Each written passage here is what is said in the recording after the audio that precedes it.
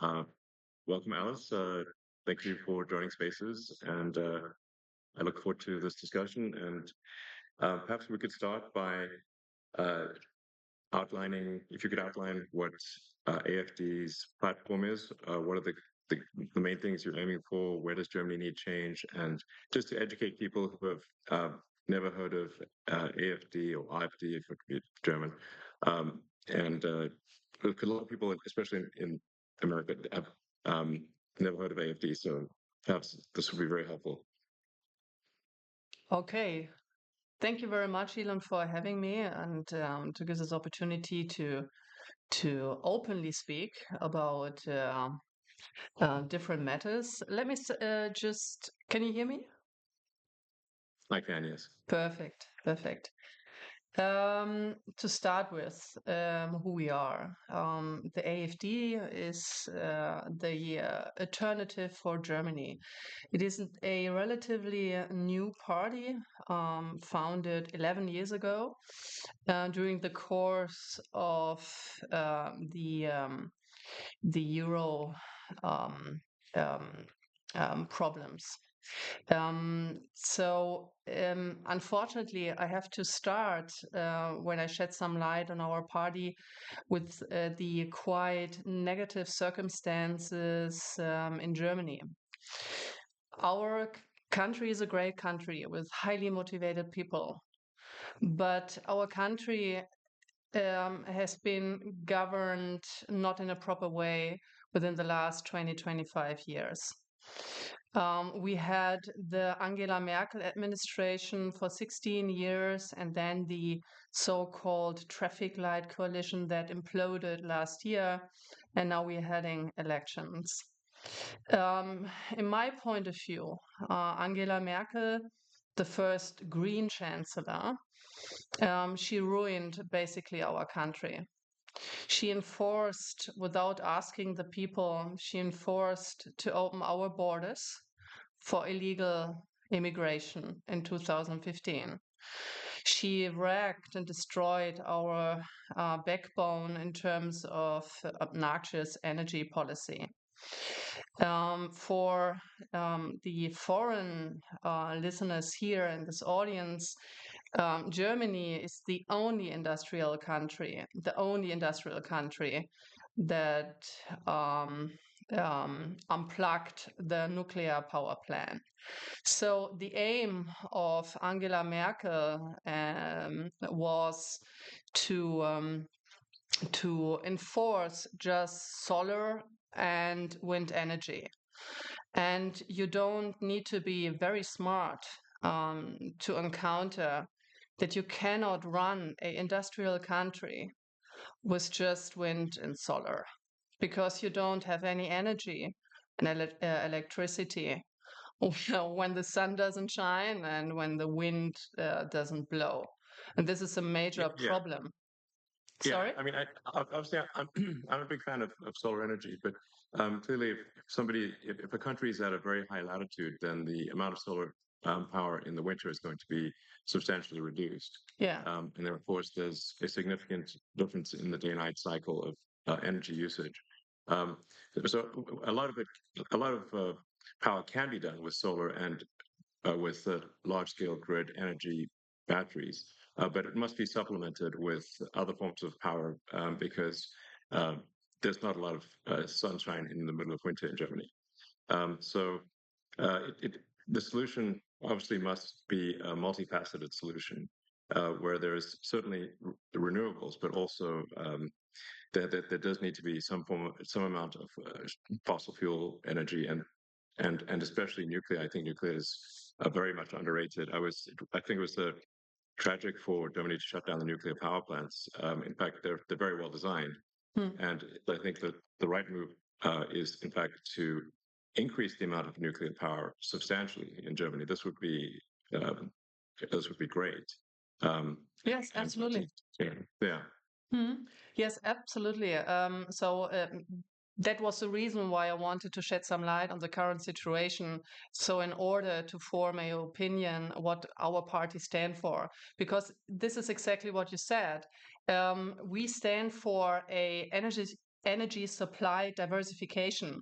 We cannot run a industrial country like Germany with a still strong manufacturing base. To tell you the truth, our manufacturing production, it peaked in 2018 and it plummeted since then due to high energy costs. And you cannot run a country like that. So therefore, we say, look, we need to be technology open, and we need to reinforce again nuclear power plants, because nuclear energy supply is carbon free, right? So therefore, we would also reduce our carbon footprint, which is obnoxiously very, very high. And this is the entire irony about it. So our governments, like the Angela Merkel government and the so-called ridiculous traffic light coalition, they enforced a green policy upon our country that doesn't work. And Yeah, and we yeah. would like to go back to technology openness here. Yeah, I think that makes a lot of sense. I mean, my recommendation, and I've said this publicly before, is that Germany should not merely reopen the nuclear power plants, but substantially increase the power generation. The the um, you don't in the same space, meaning without increasing the size of the nuclear power plant in any meaningful way, without increasing the amount of land area that it uses, you can dramatically increase the power output of a nuclear power station, because the actual core part of the power station is extremely tiny. People don't quite Yeah. realize just how small the center core of a nuclear power plant is. Yes. It's like amazingly tiny, and so you can actually, in the same land area, no increased land area, dramatically increase the amount of nuclear power that any given nuclear power station is producing. Um, you do need a water source for to run the steam turbines, but really far more power output is possible than people realize. And I think that the sensible solution is renewables, but with a lot of nuclear, and then to supplement where that there has to be some amount of uh, hydrocarbon power generation to supplement Yes. where, yeah, it just needs to be sensible. Yeah, absolutely. But do you know what? So just just let me do just like one more example, because like wind turbines, wind energy, in comparison to nuclear power supply, is highly inefficient. Also, in terms of land use. So, for instance, I give one example just to shed some light on it. If you were to replace one nuclear power plant, let's say like Emsland nuclear power plant here in Germany, with an annual electricity production of 10 billion kilowatt per hour, with modern wind turbines, with a production of just 8 million kilowatt per hour per year, you would need 1,250 wind turbines just to replace this one power plant. And with a rotor diameter of 70 meters and the minimum distance from large wind farms, you end up around with like 100 square kilometers. For example, this corresponds to half of the major city of Stuttgart, right? So, this entire thing, and just to stress the fact again, you don't need to be very smart just to do your calculations, but our energy Even policy. Huh? that's the Sorry. crazy thing.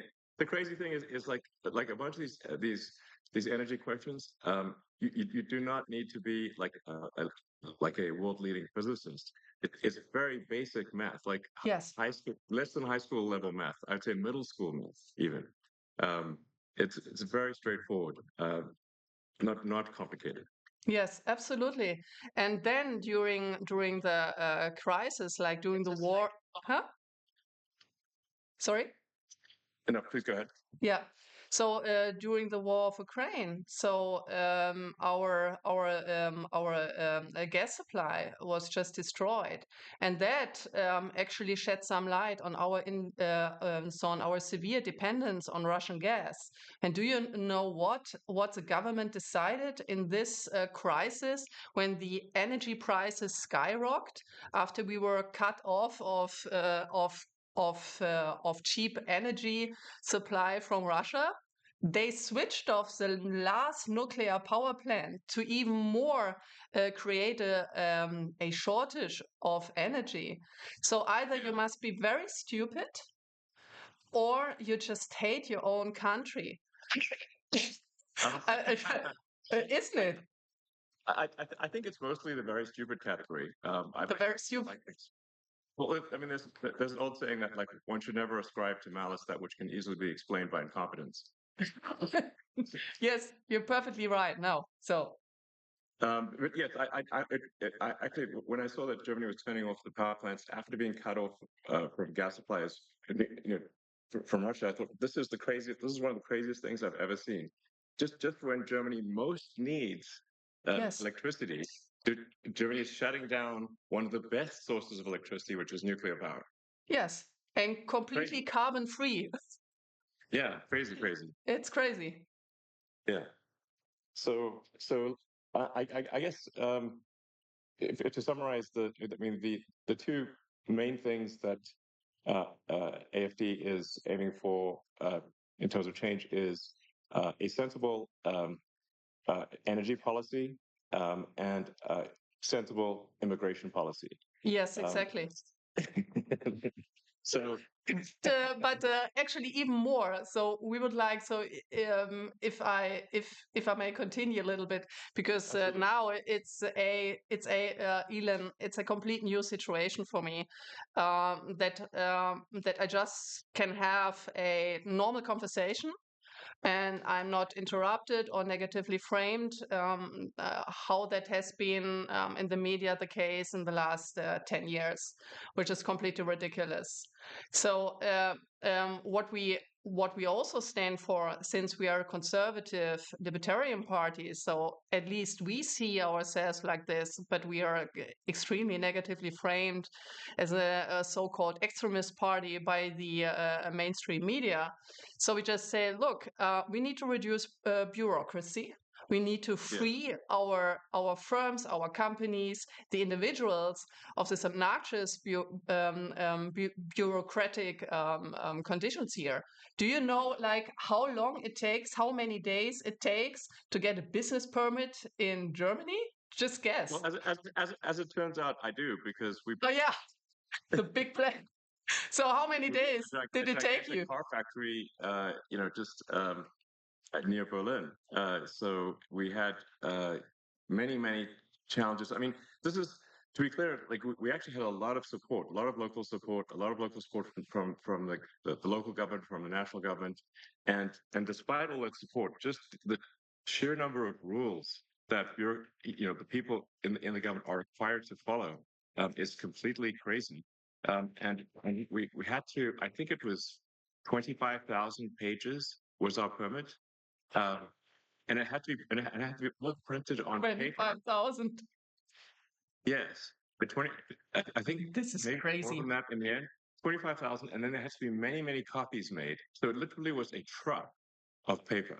Um, because and we're like, surely we can make this electronic. Isn't that better? No, not possible. You need to have that on paper in Germany.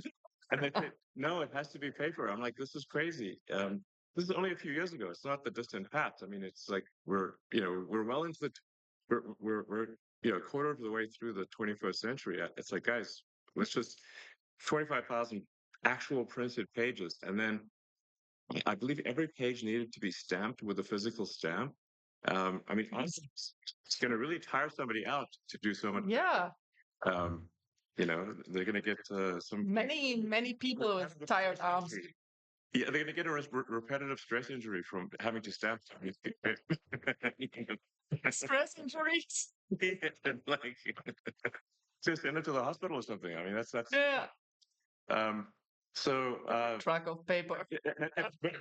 like, I'm not trying to blame the sort of individuals who are doing this time because they are just following the rules. So we have to change the rules, and there needs to be, I think, in my view, for all countries, but especially countries that have enjoyed prosperity for a long time, it is extremely important to have what I call sort of garbage collection of rules, which is to re-examine the rules and regulations, uh, and make sure that they are clearly a net good. And if there's any doubt about them being a net good, we should eliminate them. Because otherwise, we get to this point where everything is illegal. And so it's just absolutely crazy. Absolutely. Absolutely.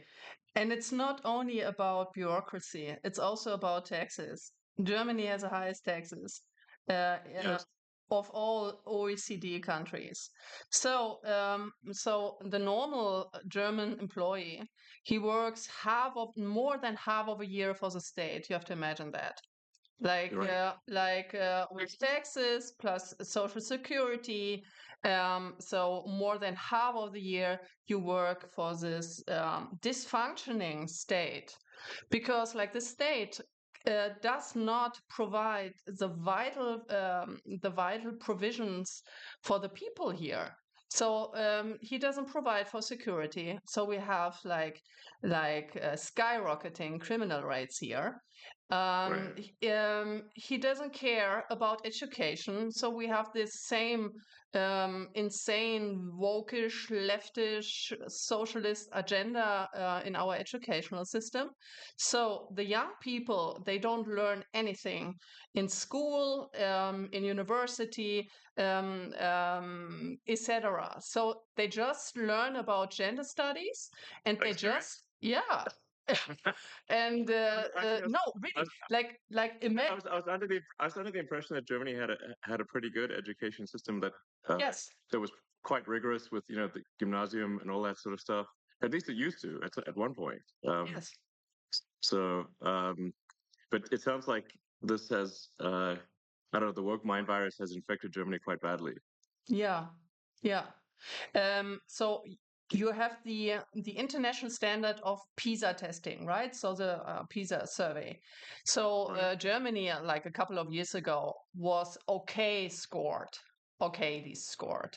But Okay. now, so we just plummeted because the survey showed that young people are not able to properly do math or speak or write German.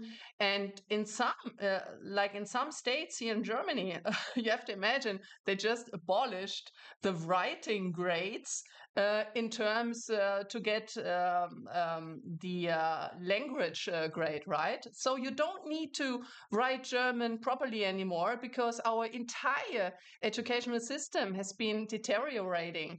And that is Well, also the reason, for instance, why young people they vote for us now, because they want to have a proper education and they want to have back a proper educational system that provides the young people with capabilities. And that is also the reason why so my personal opinion is that we have to go back to a merit-based system, right? So we need to go back to a merit-based incentive system and to go away from all this socialist gender things being in our educational system. The families and the parents, they have the responsibility of their children, and the schools and the university, they have the responsibility to give good education and not all this vogue socialist nonsensical gender stuff. sure. No, absolutely. I mean, the whole point of going to school is to learn uh, useful skills that help you in life, help you be productive and understand the world. Uh, Yes, and otherwise, it's not a school. It's just a propaganda institution. true. Yeah. So okay. Well, I mean, that makes a lot of sense. So We let's need to. see. Mhm. Yeah.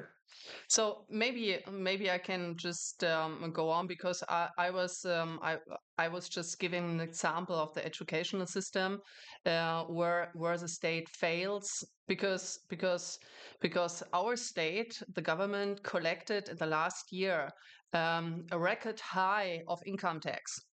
So they collected like around like above 1 trillion, right, of euros. So it is a record high tax. But the state they cannot handle taxpayers' money. So what do? So they just throw the money out of the window for immigration in our social system, for instance. So since 2015, just to give you some numbers and also the audience to have an idea what's going on here in Germany. So we had an influx of almost 7 million people, but these are the officially counted. So 7 million people? Wow. Okay. 7 That's a lot. million people of influx since 2015 officially counted. And then because the people, they just, just another funny numbers. Our state allows people to throw away their passports before they cross our borders that are not protected and controlled. So 57%, almost 60% of the people coming into our country through an open border, they throw away their papers. Why do they do that? Because once entered our country, our funny country, with this funny immigration policy, they cannot be deported anymore. So that's the reason why. So our state, our government, like the Angela Merkel government and the last one, they proclaimed a policy that everyone can choose to cross our border to immigrate into our social security system and cannot be deported afterwards because they threw away their passports. I mean, This is like crazy. how insane is that? Well, it is very insane, but that's exactly what's happened in the U.S. Yeah, So, I exactly. mean, clearly, there's a sort of, I don't know, a sort of far left agenda that's being pushed throughout Western civilization, any place they can go, because the exact same thing was done in the U.S., where and now they're sort of calling people illegal immigrants. They call them undocumented, and the reason they're undocumented is because they threw away their passport, just like you're talking about. In fact, if you, on the Mexican side of the border in the U.S., there's a giant pile of discarded passports and driver's licenses, like a huge pile. Um, Unbelievable. because it's actually worse to come in with a passport than to come in with nothing. And then, just like in Germany, the Democrat government then gives massive amounts of money and support to what they call undocumented. But if they're undocumented, we actually have no idea if they are a murderer, rapist. We have no idea because they have no documents, so we can't actually tell. And so as a result, uh, there's been a massive influx of criminals into the U.S. Because, and frankly, I mean, I'm wondering what's taking criminals so long to come here. I mean, this is I mean, America's a target-rich environment. It's you know, you could in America. It's so easy to steal things in these wealthy neighborhoods. Mm. It's like the only thing that is going to slow down how much you can steal is if your back hurts from carrying out all the goods. You know, it's like because you're just like you're not a robber. You're just a moving company. Um, Oh, so, yeah. like it seems like all the world's criminals just come to America on that basis, because it's it's much easier to be a career criminal in America than it is in other countries where there's not that much to steal. Yeah. Um, so, But so may we've I seen ask a a massive question? increase in crime in the Yeah. U.S. Yeah. May I ask a question on that? Of So course, yeah.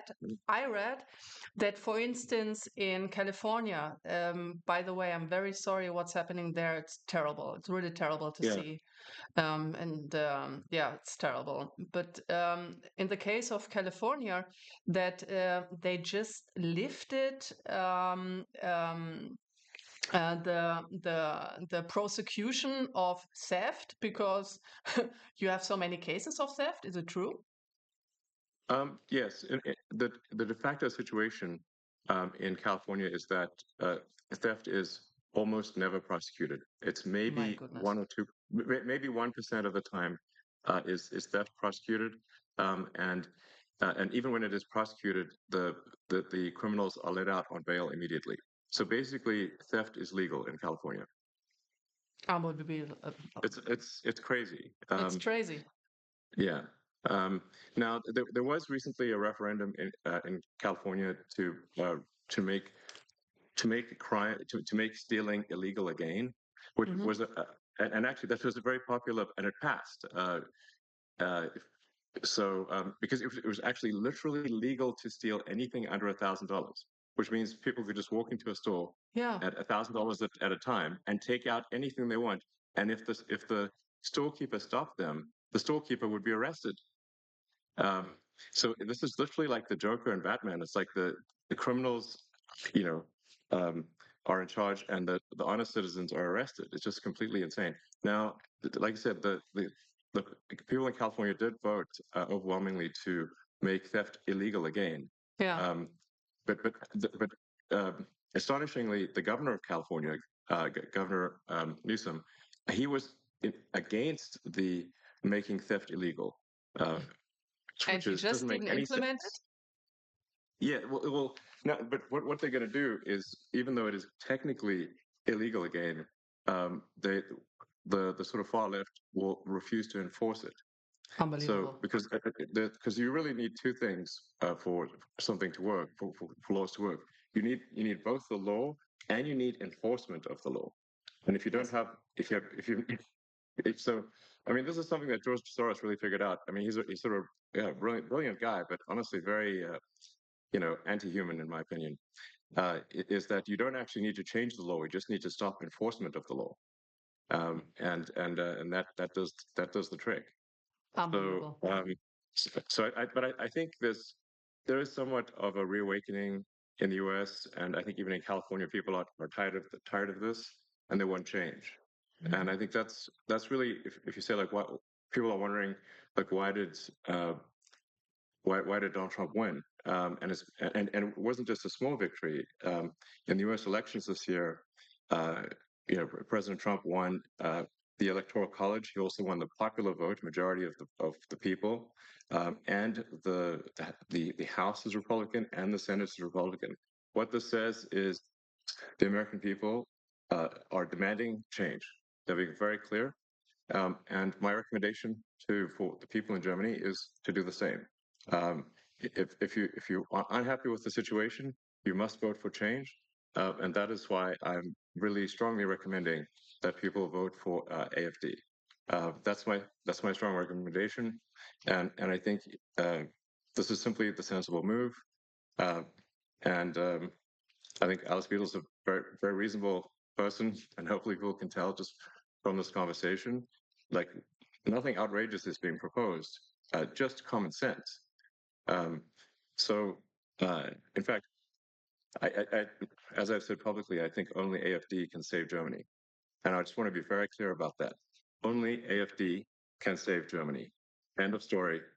And people really need to get behind AFD, and otherwise things are going to get very much worse in Germany.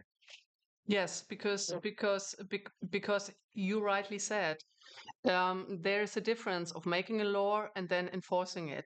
So now we have the situation in Germany where you have, on the one hand, you have the AfD, and on the other hand, what's so-called the Uni Party, right? The Uni Yeah. Party consisting of all the others, because they stick together, and no matter what they say, they're not able to implement, to enforce the promises they're doing in every election, especially the Angela Merkel party. Do you know that the chancellor candidate, so my running mate of the Christ Democratic Party, that it's wrongly labeled, for instance, by the Economist as a center-right party. So in my opinion, it's a leftish Green party. But anyway, Angela Merkel was the first Green chancellor we had here. So what he did is that he, by the way, just talking about interference, So I just look it up here. He called your interests, so your interests in German politics, pushy and presumptuous.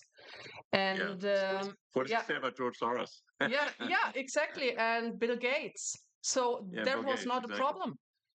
When Yeah. Bill Gates actually tried to sell his mRNA vaccination and not mentioning all the huge side effects on people's health, and no one takes responsibility about that, and the entire bluff and scam of wearing a mask, right? So Yes. it's unbelievable. And also, that candidate of the Christ Democrats, like Friedrich Merz, he warned the world about the consequences of voting for Donald Trump in October last year.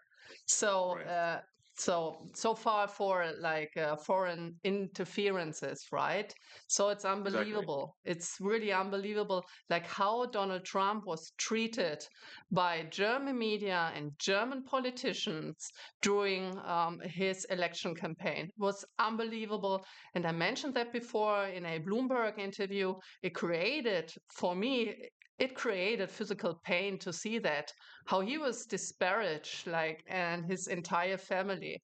So, yeah, so I feel very sorry for these people.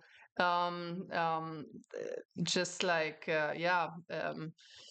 saying negative things. And now, Yeah. while we while we talk, 150 bureaucrats of the European Union are watching us, our conversation, to enforce this ridiculous Digital Services Act that is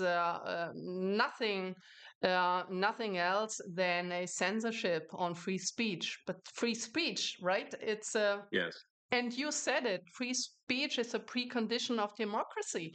If you are Yeah. not able to form a proper opinion and exchange opinions and ideas, and a democracy should be a competition of the best ideas, right? And of compromises. Absolutely. Yeah, but Yes, exactly. Without freedom of speech, people are obviously not able to say what they want to say, and then they cannot make an informed vote.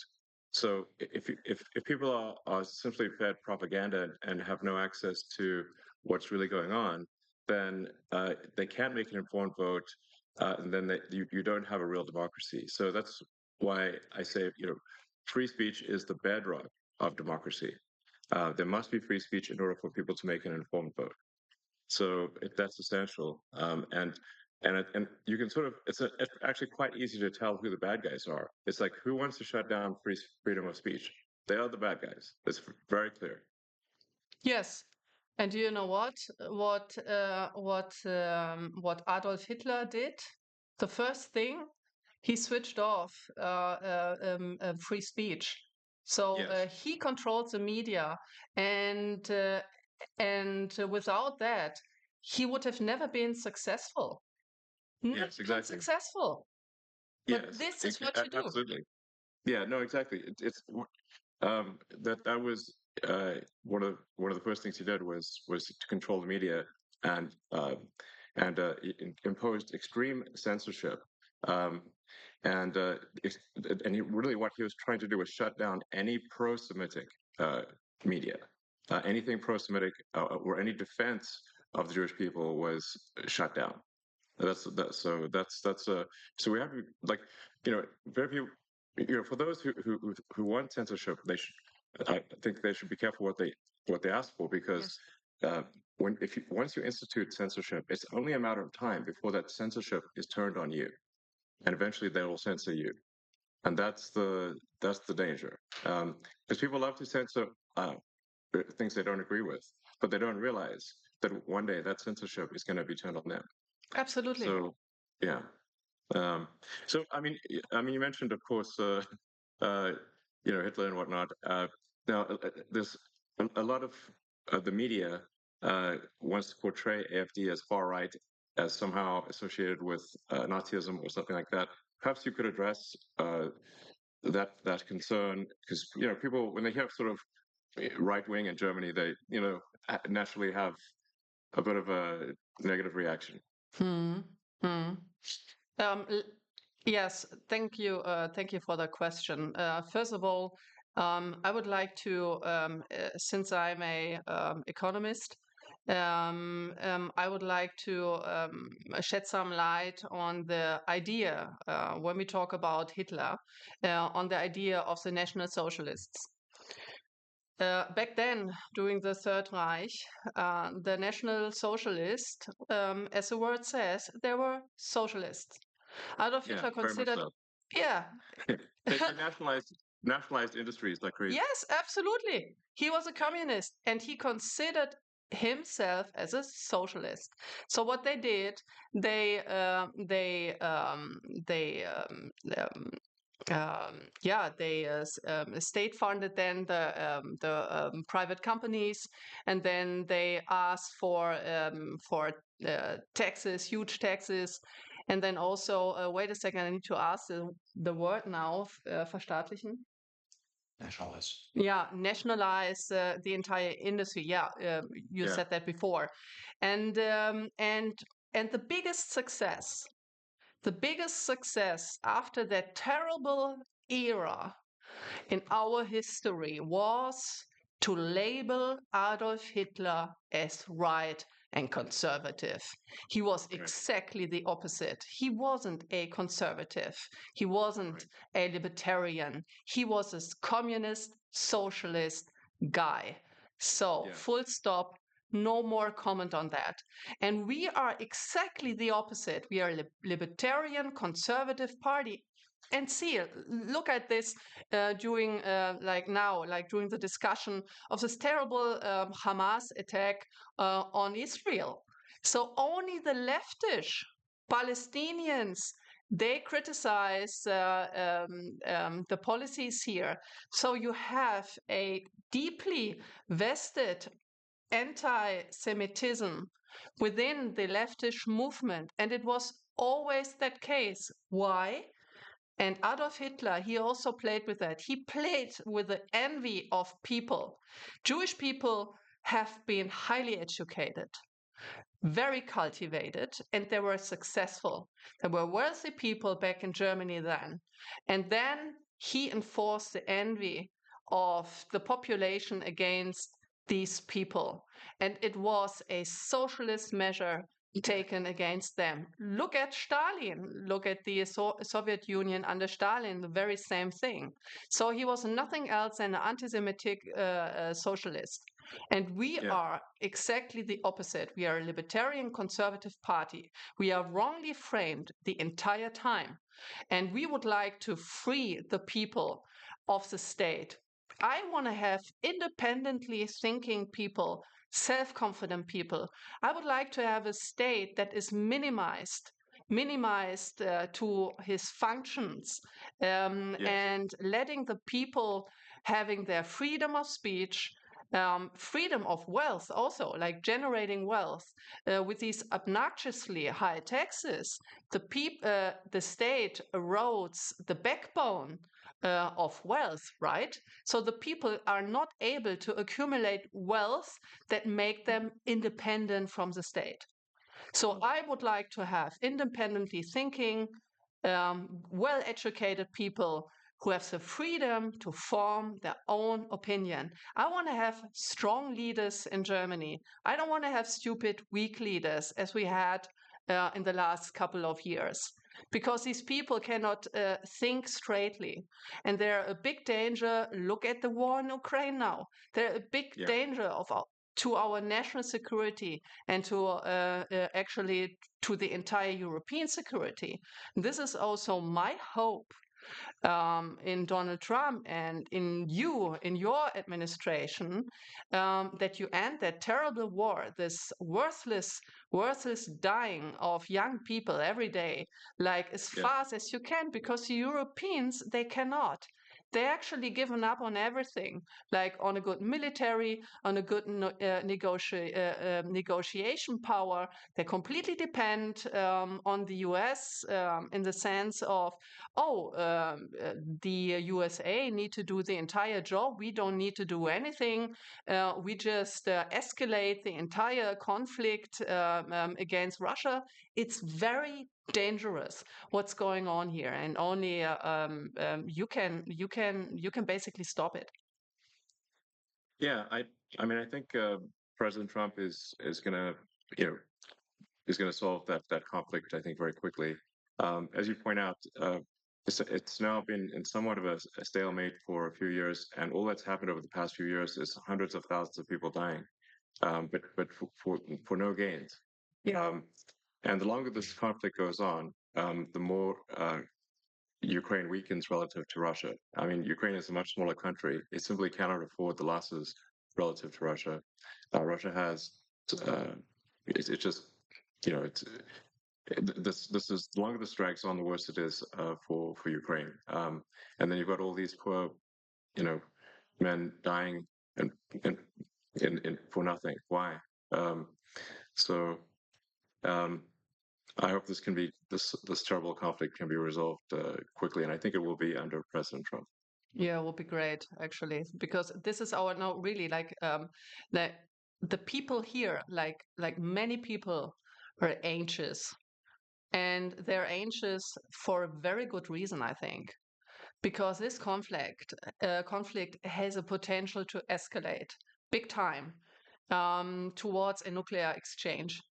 And here, the European governments, they have no measure, they have no strategy, they have no red line, no storyline of their foreign and security policy towards Russia, towards Ukraine. They have no strategy to end that, and they don't have the military power, right? So they underspend the budget to NATO for actually for decades, like Yeah, for a very long time. Like the average, for instance, of Germany, because the share of GDP is supposed to be 2%. So Germany, on average, I think was just like slightly above 1%. So Germany didn't contribute, but Germany is also not prudent of the defendants of our own country. So this is the second thing. So we are completely dependent on the US. But I think, and I've listened to this very interesting speech of J.D. Vance. He said he doesn't want to have client states, right? right. Yeah. So he wants to have independent states who that also form their own independent opinion on things, right? So Yes, you for instance in your companies, you don't want to be surrounded by yes people and by mediocre people, right? So me neither. right. So I Right. try No, to acquire, absolutely. yeah. So I try to also I try to have the best people in my team, and these best people, they have the task to criticize me every day, and I don't want to have yes sayers, right? Because you Yes, cannot learn, so you have yes. no mistake correction. Sorry, I just said yes. Yes, yes, yes, yeah, yes, yes, people. um, No, but it's so important no, no, to, yes, no. yeah, yes, Um, but yeah, no, absolutely. I mean, for say my companies like SpaceX and Tesla, if you know, if we are constantly looking for critical feedback because if we make a mistake, then the rockets blow up and the cars don't work. yeah, So you know, physics is very unforgiving. You know, there's you know, I say like really physics is the law, and everything else is a recommendation because I've seen people break every kind of law, but I haven't seen them break physics. And so if you don't get the design of the rocket and the operation of the rocket exactly right, and if even one thing is wrong, the rocket explodes. yeah, So um, you know, that's I'm a strong believer in seeking critical feedback, and in fact, I think critical feedback should be viewed as a gift. yes, absolutely, Yeah, yes. yes. Um, No, so no, no, no. But just to continue on that topic. So if you don't have that feedback loop, so your rocket may explode, right? But here in this critical phase of this terrible war in the Ukraine, uh, many people, may die due to these Yes, stupid policies that have been many made. people have died. Yeah, indeed. Yeah, Um, so, well, I mean, let's maybe touch on some maybe potential what people may view as hot button issues. Like, sure. what are your views on Israel? Oh, very complicated.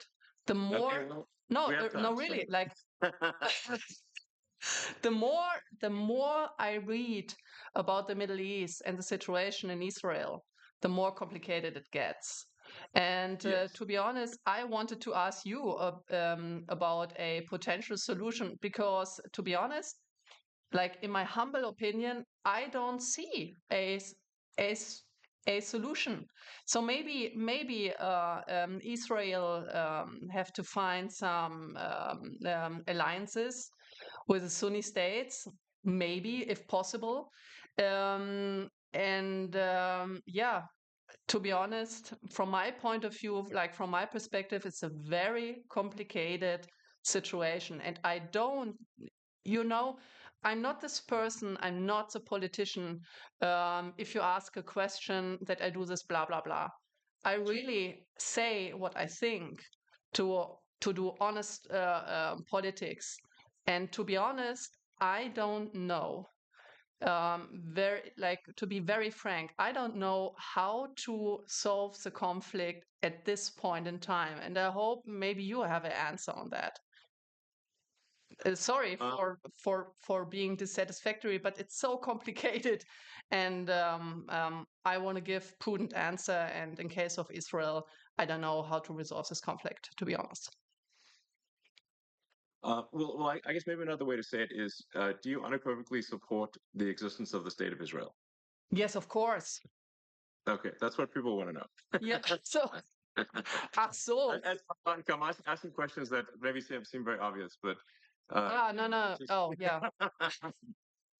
Oh yes, now I see why this question. No, absolutely. yeah. So we need to protect the existence of Israel, and we need to protect not only the existence of the state of Israel.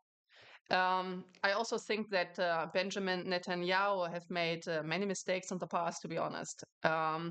But we also need to take our responsibility as a German nation state to protect Jewish life, Jewish people in our country who are exposed right now to uh, to um,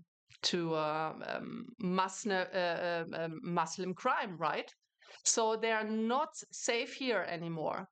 So I don't know if you saw some videos here of the streets of Berlin. I'm right now in my office in Berlin, but like with all these demonstrations of the Palestinians here, well, a a Jew could not walk through the street anymore, right? And we have a huge potential of anti-Semitic crime against the Jewish people. And to be very frank here, the AfD is the only protector, and I'm saying that like very frankly, the Alternative für Deutschland, the AfD, is can only be the only protector of the Jewish people within here in Germany, because the Uni Party, all other parties, they did exactly the opposite. They let like millions of people in. They let them do crimes on our streets, like the crime rate are skyrocketing, and so the Jewish people, they leave our country. When I talk to my Jewish friends who live in Germany and in Switzerland and in France and in Austria, they were very afraid after the Hamas attack on the 7th of October, because they were afraid that they would likely to be attacked by Palestinians, by Hamas supporters, or by the Antifa, or by the leftist terrorists. I don't know, but they were very afraid, very sensitive on going on the streets. And we step up for these people, even though the opposite in the mainstream media, the opposite is claimed. But Yes. No, this no, is absolutely. this is not Absolutely. true. It's just a lie about our party. Yes, I think that's what I wanted to just make it clear that the AFD is being massively misrepresented, especially in the Western media. Um, so yeah, and you know, you know, obviously, I very much support the state of Israel, but I mean, I also believe that we want to be mindful and have empathy for civilians who are dying as well. The Sure. when I've had conversations with Prime Minister Netanyahu, and I think we're largely agreed. I mean, so there's three steps, which is like there's no choice but to um, eliminate those who wish to eliminate the state of Israel. Hamas essentially. But then and then the second step is to fix the education so that uh, people, the Palestinians, are not trained from when they are children to hate and want the death of Israel. So you've got to fix the education system, and then the third thing, which is also very important, is to make the Palestinian areas prosperous. Yes. This third step is very important, um, and this is maybe the hardest step, which is but you have to have that third step. You have to bring prosperity. Hmm. You have to help rebuild, and you have to bring prosperity. And I've had this conversation with many people in Israel. I said that third step is essential. Um, True. and they've asked me, well, when has this worked? And I'm like, well, I'll give you a very big example. Um, After World War One, the Treaty of Versailles was extremely unfair to Germany, and it created a massive amount of resentment. And the Treaty of Versailles laid the foundation with its extreme reparations um, Yes. laid the foundation for World War Two. Um, Without the Treaty of Versailles, Hitler would not have succeeded. Um, Yes. True. and yes, and then, but if you look at so then the lesson was learned. So then after World War Two, um, when Germany and Japan were defeated, uh, the U.S. actually helped rebuild Japan and Germany, providing financial support to rebuild Japan and Germany. And now Japan and Germany are allies. And this is a very important and fundamental lesson of history. Yes. You're absolutely right. When after the Hamas attack, um, I um, I just opened Google Maps to have a look. Okay, what is the geographic situation there? And when you see the Gaza Strip, right? It's a Gaza Mhm. Strip which is just locked in, with no resources and not even water supplies. So there can be cut off a water supply and other supplies, just like instantaneously. And this construction also like just having a look like from a geographic perspective, you don't need to be very smart that this is not going to work out. And to make this area wealthy with specific measure being taken, it's a very vital first step. True. Yeah, I think it's essential, and it requires overriding the natural human instinct for reciprocity, which is that to basically an eye for an eye. But the problem with that Mm. an eye for an eye is that if you keep doing that, an eye for an eye, as the saying goes, an eye for an eye makes everyone blind. Um, that's why I think there's great wisdom to forgiveness. Yeah. You need both strength and forgiveness. Um, but this this is the only way to stop the endless cycle of violence. It's a very nice sentence. Like the eye for an eye makes everyone blind. Mm. Yeah, exactly. So um, so hopefully that can be the future. That's the best future I can think of. I think any there's not some other future that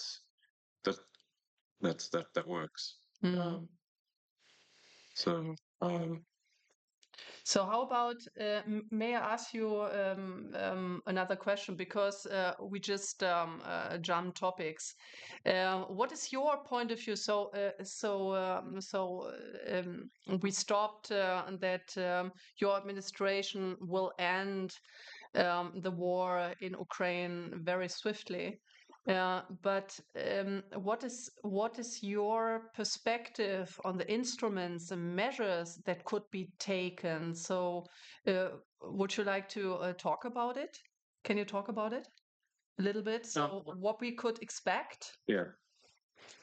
Well, this to be clear, I mean this is up to President Trump. He is the commander in chief, and so it's really uh, you know up to him. So um, I don't want to speak for him. So, Mm, but I okay.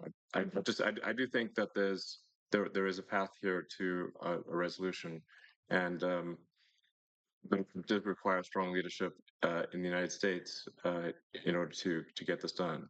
Yeah. Um, so yeah, um, but I'm confident that it can be done. Okay. Yeah. Yeah. And I do think it's possible to have peace in the Middle East as well. Mm, These are possible. So and I think that would be a great future for the world. yeah. So um, yeah. No, great. So it's absolutely fair. Very, very fine with me.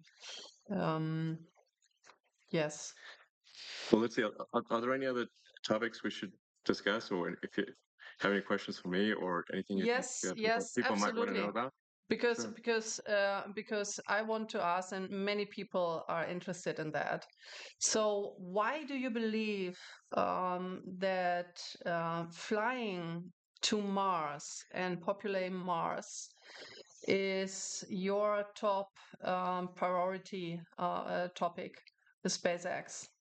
And when do you think, when will you be ready to have a human expedition to Mars? If you allow, if I may ask this question, because everyone is interested. So these are great projects, right? Yeah. Well, I mean, I think at at a very high level, I think sort of like what set of actions um, are going to lead to the long-term prosperity of civilization. The sort of a growth in the scale and scope of consciousness. Um, the to the best of our knowledge, there we are the only place with life, or certainly the only place with life that is intelligent in some form. A lot of people think, oh, there must be aliens, but I've not seen any evidence of aliens. Um, and if the archaeological records are correct, Earth is 4.5 billion years old, but civilization, as measured from the first writing, is only about 5,000 years old, which is about 1 millionth of Earth's existence. So all of human civilization is a tiny flash in the pan so far. Uh, and so we have to say, well, what steps can we take to ensure the long-term survival uh, of life as we know it, of consciousness? And if we are a multi-planet species, the probable lifespan of consciousness is dramatically greater than if we are a single planet species. Um, this is not to say that I think that Earth is about to die or anything like that, but there is some risk. Mm, If there is a global thermonuclear war or some extreme natural event like a giant meteor that hits the Earth that causes a mass extinction event. I mean, if we look at the fossil record, yeah. there are at least five extreme mass extinction events that would have just basically extinction events that would have destroyed all of humanity completely. Um, there's five of them at least, and so I think if we should take this opportunity today, because for the first time in the 4.5 billion year history of Earth, it is possible to extend life and to extend consciousness beyond Earth. And that window of opportunity may be open for a short time, or it may be open Mm, for a long time. But just in case it is open for a short time, we must take advantage of this window and as quickly as possible become a multi-planet species, and ensure the long-term survival of civilization. So, what is your time frame um, for a expedition? Well, Like for the first human expedition? well, yeah. So to be clear, what matters is not so much the sort of flags and footprints, but the establishment of a self-sustaining city on Mars, where the critical threshold is where the city can grow independent of Earth. Meaning, if the resupply ships from Earth stop coming for any reason, that uh, the Mars colony does not die out. That's if we are able to reach that point, then we have passed one of the very important and fundamental Fermi great filters. Um, there's this idea of like, well, why don't we see evidence of intelligent life? Well, that there's this idea that there are these various great filters that these civilizations never pass, and one of those great filters is never going beyond your home planet. So if we can pass the Fermi Great Filter of being a single planet species, um, and to be clear, if we are a single planet species, it is just a matter of time before we are annihilated. One can argue about how long it will take, but eventually there will be something that happens that annihilates civilization. Um, it might be very far in the future, but we simply know from the fossil record, as I mentioned, that there have been at least 5 massive natural extinction events, and I think there's added risk for humans that we could destroy ourselves, because the dinosaurs did not have thermonuclear weapons, so they also didn't have spaceships. So we've got the risk of thermonuclear war that could destroy everyone, but we also have spaceships that can make life multiplanetary. And so but to answer your question more directly, I think we can send uncrewed starships to Mars in approximately 2 years. So Earth and Mars are to be Earth and Mars align for planetary transfer Every 6 roughly years. every 2 years, every 26 2 years. Ah, years. 2 years. Yes. So the Earth obviously takes a year to go around the sun. Mars takes approximately 2 years. And obviously, one cannot go to Mars when it is on the other side of the sun from Earth. Yeah. Uh, so we have to wait for when Mars is in roughly the same quadrant of the solar system as Earth, and that occurs for about 6 months every 2 years. And the optimal transfer window is typically just a few months. So uh, for a few months every 2 years or every 26 months, you can transfer to Mars. So there's currently a Mars transfer window, which means that the next one is in 2 years from now, and then there'll be another one 2 years after that. So for the one in 2 years, I think we can send uncrewed starships to land on Mars to test that the landing systems are working properly. Um, we want to make sure that we don't add more craters to Mars. Yeah, that would be. Yeah, but uh, yeah, the crater count increment must be 0. And once we prove that it is safe to land, then um, if all the ships we send in about 2 years land safely, and we think we understand the issues, then in principle, that in about 4 years you could send the first people, and then Wow. then the number of ships can expand exponentially from that point. Um, I mean, as a rough order of magnitude, my guess is that we need to transport about a million tons of cargo to Mars to make it self-sustaining. When things are very uncertain, I think if you can even guess to within one order of magnitude, you're doing quite well. So I suspect probably 100,000 tons is maybe not enough, and hopefully we don't need 10 million tons. So therefore, my guess is hopefully a million tons is enough to make Mars self-sustaining. Wow. So maybe it's a million tons of cargo to serve to Mars and about a million people or more. So that's really what matters. The critical threshold from the standpoint of a fundamental branching of the future of civilization, is that point of reaching on Mars where uh, Mars can grow by itself, even if uh, resupply ships from Earth stop coming. At that point, the future of civilization branches, and to a good branch. Wow. Wow. And probable lifespan of civilization is dramatically greater. Yes. And my guess is that there will be cases where the future Martians actually come and help and rescue Earth, and when there is an emergency. Um, just as America has helped to rescue the rest of the world in World War One and Two and the Cold War. And where would the world be if not for America helping out in those three circumstances? I see. So, I think that there's a good chance Mars helps save Earth at some point in the future, maybe many times. Yeah. And then once we have a civilization on Mars, we can expand to the rest of the solar system, to the larger asteroids like Ceres, maybe to the moons of Jupiter and Saturn and beyond, at least through the rest of the solar system. And then, uh, then we go from being hopefully a multi-planet civilization to at some point a multi-stellar civilization, and we're out there among the stars, um, and uh, and then we can try to find out what is the nature of the universe. Perhaps when we go to and visit these faraway star systems, we will discover the remains of long dead alien civilizations. I think that would be incredibly interesting. For sure, it will greatly improve our understanding Mm. of the nature of the universe, Absolutely. dramatically. Yes. Um, and things that like the time scales are just remarkable to think about. I mean, physics suggests that the universe is about 13.8 billion years old.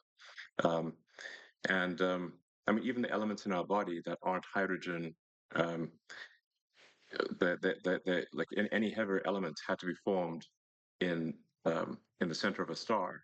And so the a large part of our body was actually formed in this in the center of a star, and that star exploded, and then the elements recondensed, ultimately billions of years later to um, form Earth and humans. So, so when you think about these timescales, they were really remarkable to think about. Yeah. And but, but a civilization that lasted a million years. So our civilization, like so, I think a good metric for saying when does a civilization start, I think, is maybe writing. That's if you can pick anything, I'd pick that. That's only 5,000 years ago. Um, so for civilizations like, let's say, last an incremental million years, that's an enormous amount of time as compared to the length of human civilization, but it's very small compared to the age of the universe. You'd have to go 3 digits past the decimal point of 13.8 billion years just to increment 1 million years. Mm-hmm. So, so I think we may find when we go out there and explore these star systems that there were alien civilizations. Maybe they lasted for millions of years, much longer than we've lasted. Mm-hmm. Um, and I think any civilization that can last a million years is going to be in the Hall of Fame. This is an incredibly long time.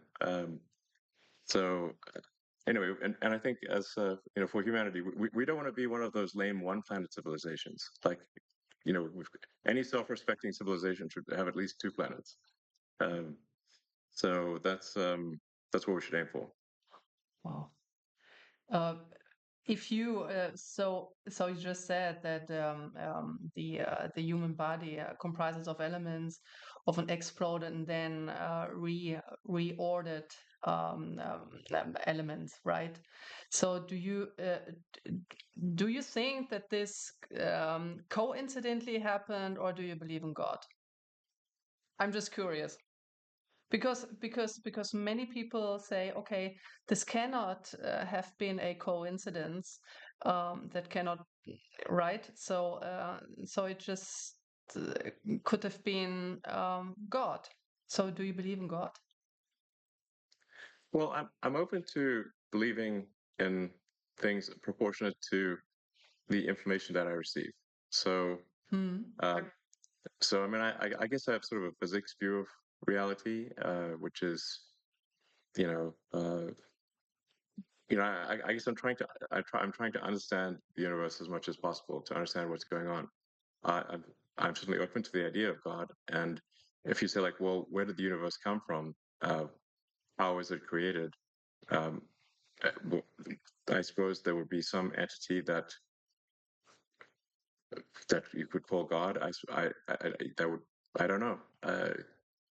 But that's a separate question from say is there some entity that is observing our daily actions Yeah. and rendering a moral verdict on what we do from day to day? Um, that doesn't appear to be the case because at least there's some very evil things that happen in the world, and there's if there's someone observing us on a moral basis continually, then it does seem odd that some very evil things are allowed to occur. Um, but maybe that is the case. I don't know. I try to form my opinions based on what I learn, Mm. and as I learn more, I aspire to change my views to match what I learn. Mm. Yeah, same here. To be honest, I'm still on a search. I don't know what to believe. So it's called maybe a agnostic. And yeah, but it's very interesting to see how the world and also the universe evolved.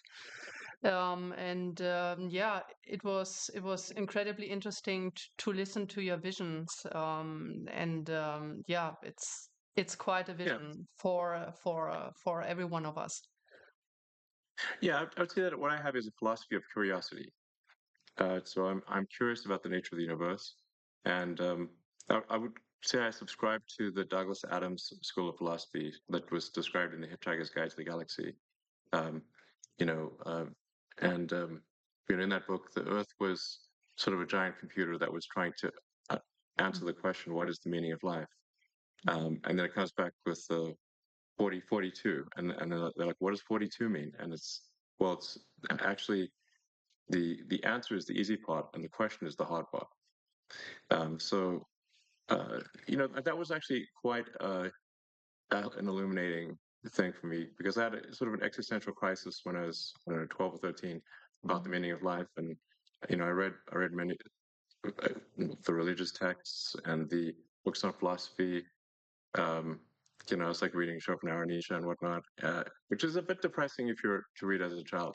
Um, but Why? ultimately, well, Why did? they're they're a bit negative. Um, so at times, it's actually it makes more sense reading it as an adult. Uh, but then I read the Hitchhiker's Guide to the Galaxy, which is really a book in philosophy in the form of humor, and I think it kind of really illustrates that I thought was very insightful. That that we should basically try to understand the nature of the universe, and in fact understand even what questions to ask about the answer that is the universe. And so that led me to conclude that we should aspire to uh, expand the scope and scale of consciousness so that we're better able to know what questions to ask about the answer that is the universe. Um, so we should just seem to you take the set of actions that lead to a greater understanding uh, of the universe. Wonderful. Actually, these are perfect last words, to be honest, for our conversation. Because I don't know right now, like what to continue, because these no really because these words are so beautiful. So I would just like screw it up, and it was wonderful. It was very. It was wonderful talking to you and listening to your views of mankind, and also to have an idea of your vision. It's very visionary, and yeah, thank you so Well, much. thank you. Well, it's been a pleasure speaking, and I hope people listen to this conversation and find it helpful. Um, all right. Thanks, everyone. Thank you, everyone. Bye. Thank you, Bye, and Elon. auf Wiedersehen. Bye.